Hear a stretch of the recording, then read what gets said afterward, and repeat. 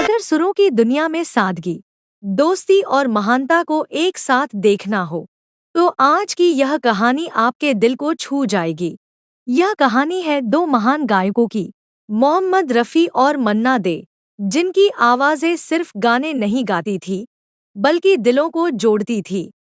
मुंबई के एक पुराने रिकॉर्डिंग स्टूडियो में हुई यह मुलाकात सिर्फ एक गाने की रिकॉर्डिंग नहीं थी, बल्कि यह थी विनम्रता, सम्मान और असली कला की एक जीती जागती मिसाल। क्या हुआ जब दो दिग्गज आमने सामने आए? किसने किसे आगे बढ़ाया? और कैसे एक मुश्किल जुगलबंदी बन गई इतिहास का अनमोल पल? जानने के लिए वीडियो को अंत तक जरूर देखें। मुंबई की एक सुनहरी शाम थी। शहर के एक पुराने और मशहूर रिकॉर्डिंग स्टूडियो के बाहर हलचल मची थी। हवा में मोगरे की खुशबू और वायलिन के सुरों की हल्की गूंज तैर रही थी। आज एक ऐसी रिकॉर्डिंग होने वाली थी जिसे बरसों तक याद रखा जाना था। स्टूडियो के भीतर महान गायक मोहम्मद रफ़ी साहब अपनी सादगी के साथ सबसे पहले पहुंच गए थे। उन्होंने अपने जूते बाहर उतारे और बड़े ही अदब से रिकॉर्डिंग रूम की ज़मीन को छुआ। उनके चेहरे पर हमेशा रहने वाली वह सौम्य मुस्कान थी, जो हर किसी का दिल जीत लेती थी। तभी दरवाज़ा खुला और मन्ना डे साहब अंदर आए। मन्ना दा अपनी विद्वत्ता और शास्त्रीय संगीत की गहरी समझ के लिए जाने जाते थे।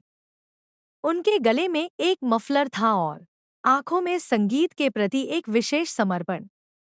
उन्होंने कमरे में कदम रखते ही रफ़ी साहब को देखा। रफ़ी साहब तुरंत अपनी जगह से खड़े हो गए। आइए, मन्ना दा, आपके इंतजार में ही ये धुनें रुकी हुई थी। रफ़ी साहब ने झुककर अभिवादन किया। मन्ना दा ने हंसते हुए जवाब दिया, रफ़ी भाई, आपकी मौजूदगी ही इस कमरे को सुरों से भर देती है। आज का गाना एक बहुत ही कठिन जुगलबंदी थी।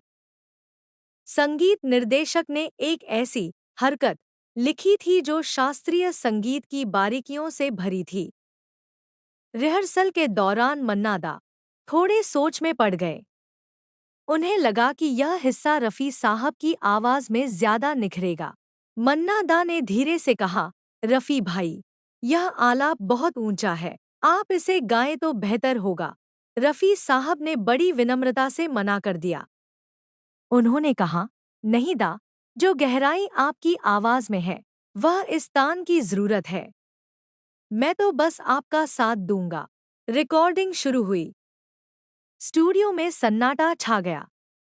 लाल बत्ती जल उठी। दोनों दिग्गज अपने अपने माइक्रोफोन के सामने खड़े हो गए।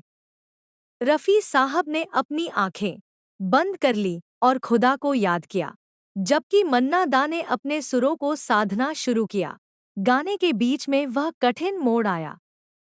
मन्ना दा ने अपनी पूरी ताकत और कलाकारी झोंक दी।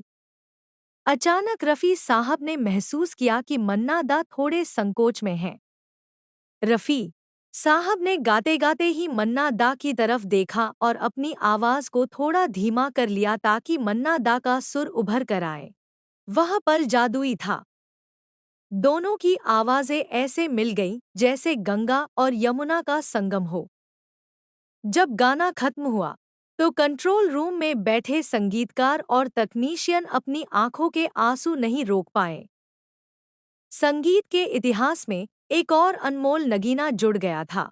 रिकॉर्डिंग के बाद दोनों ने साथ बैठकर स्टूडियो के बाहर वाली टपरी की चाय पी।